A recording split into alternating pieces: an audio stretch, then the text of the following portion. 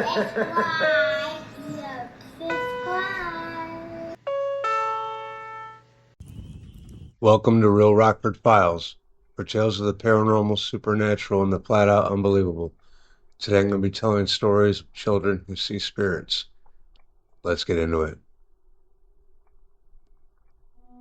Story 1. My name is John. I don't usually scare easily. I'm a practical man, a new father, a husband trying to keep it together.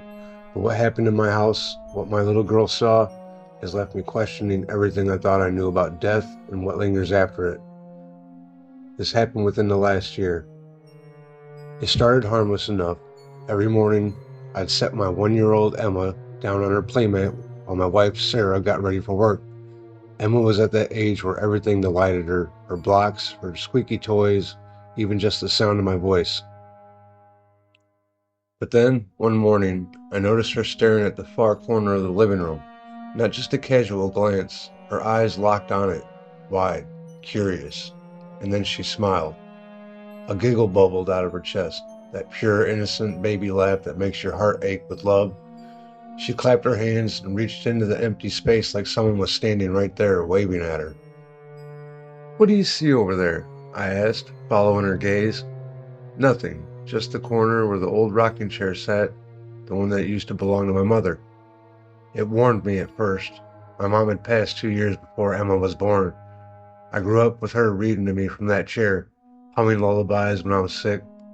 The thought that maybe, just maybe, her spirit was watching over Emma filled me with a strange comfort. For days, it continued. Emma would smile, giggle, babble nonsense like she was carrying on a baby-sized conversation with my mother.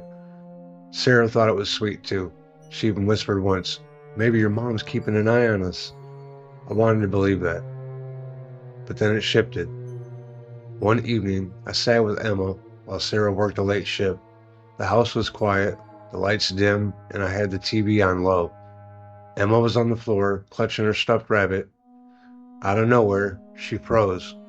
Her smile faded, her eyes darted to that same corner, her lip quivered, and then she screamed.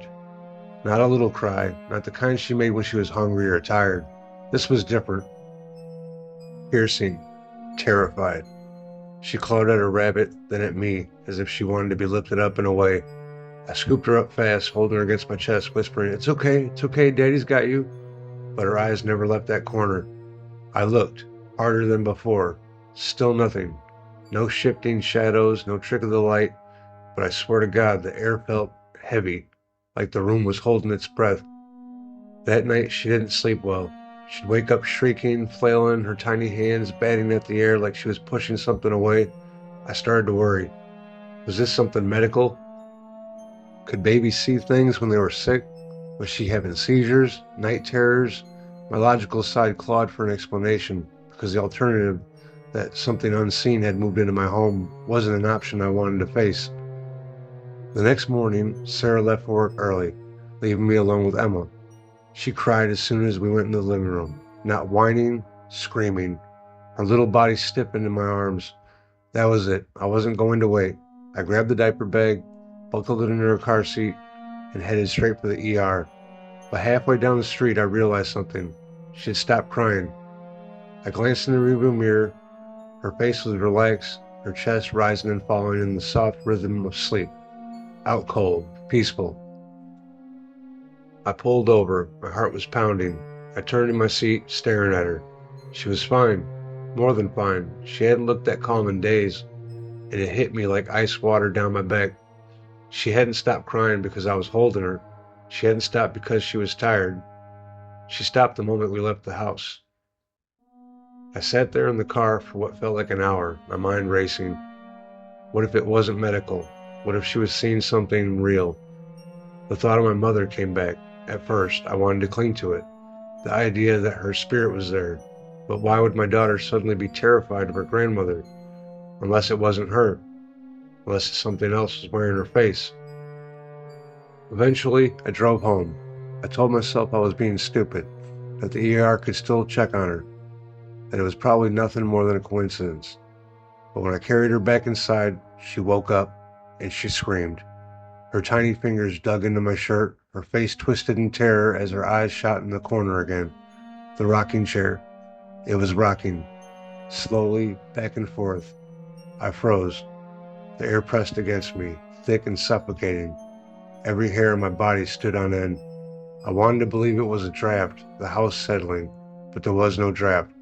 No windows were open, no air moving. And then I heard it. A whisper. So faint, I almost thought it was my imagination. A woman's voice. My mother's voice. "Shh, baby girl." Emma wailed louder, twisting in my arms to bury her face against my chest. I didn't move. I couldn't. Because the voice wasn't coming from my memory. It was coming from the corner of the room. That night, I didn't tell Sarah. She came home exhausted, and I didn't want to sound like I was losing my mind. I told her Emma was just fussy, that maybe she had a stomachache, but deep down I knew. Something had followed us. Something was in the rocking chair, and it wasn't my mother. The next morning, I packed a bag for all three of us. When Sarah asked why, I said I thought I smelled gas and we need to get away for a day so someone can check for a leak. I eventually told her the real reason, but I just wanted to get out of the house right away. And as soon as we drove out of the driveway, Emma stopped fussing, stopped crying. She laughed again. That pure, innocent laugh. I didn't look back at the house. I couldn't. Because in the rearview mirror, just for a second, I thought I saw movement in the upstairs window. A figure, watching us leave. I don't know what it wants. I don't know why it chose Emma. All I know is this. It wanted us there, it wanted her there, and it's waiting for us to come back. We're at my in-laws now, safe, I think, but every night I lie awake listening, watching the baby monitor glow in the dark, and praying that when Emma looks into the corner of her room, she doesn't see anything at all. Story 2. This is my first time telling anyone this, and I just wanted to take the time to share a few of my own experiences, all of them back from when I lived in England. So these few experiences were from when I was young and could see ghosts. The first one was back when my younger brother had just been born and my parents had just brought him home from the hospital. My grandparents were staying with me for a while to look after me. I was almost 3 years old. We, my parents, me and my grandparents and my brother, were all sitting at the table having dinner. Suddenly I looked up and over towards the doorway and saw and said, "Hello, Nana." My Nana had died when I was 10 months old. The second one is a couple of years later when we were in the United States visiting my aunt. We went to the cemetery to visit my Nana and my Papa's grave. While my parents stood quietly, I walked a few steps away and started waving. My parents asked who I was waving at, and I said, "Those people over there." But they assured me there was nobody else in the graveyard. And the third one happened when I was at a cathedral with my family. We were walking down the aisle to sit in one of the pews. I pointed out toward an empty pew and told my parents I wanted to sit in that pew with the people over there. My parents were a bit cautious and a bit weary, but we sat in that pew. I haven't seen a single ghost since these 3 experiences, and I miss being able to. Story 3. This isn't a very exciting story, but nonetheless has my wife and I a little freaked out at the moment, and I thought it was worth sharing. Back in April of 2019, my wife's grandmother passed away on our daughter's 2nd birthday. Our daughter had met her great-grandmother only a handful of times. My wife's grandma had been suffering from dementia since before the birth of our daughter. Our daughter shares the same middle name as her. I will refer to my daughter as Maggie for the purposes of this story. Maggie just turned 2.5. Her speech and vocabulary has improved tremendously over the past month or so, to where she is now able to tell us about things, such as what she did today with the babysitter, who she saw today, etc. Last night, my wife was showing Maggie pictures on her phone. She came across a photo of her grandmother taken not too long before her death. Maggie says, "Oh, there's Nana." Okay, so my wife and her sisters called their grandma Nana when they were little. Nobody has used that name for her for years. We never taught Maggie that name for her. We would simply say great-grandma when referring to her. So here's what gets creepy. My wife asks our daughter, "How do you know Nana?" and Maggie makes a face and says, "I'm scared." I didn't even know she knew what that meant, scared. My wife asks, "Why are you scared?" And Maggie says, "Nana's in my room." So we asked her several times to clarify where she sees Nana, and she would either say, "In my room," or point upstairs.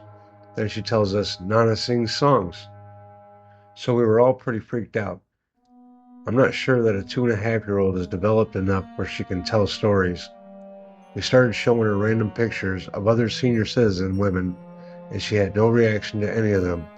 Then we would slip in different pictures of my wife's grandma, and Maggie would point and say, "Nana." I get that she's probably at a new stage in life where she is starting to get to be afraid of things, but still super creepy. If my wife's grandmother is truly visiting our daughter in her room, I hope she realizes that she is scaring her and will maybe tone it down some. My big concern is that it is someone else. We bought this home from an elderly couple who has since passed away. I'll keep an eye on things and hopefully this doesn't go anywhere further. If you enjoyed these stories, don't forget to click like. If you want to support my channel, please share it with your friends. If you want to hear more, don't forget to subscribe.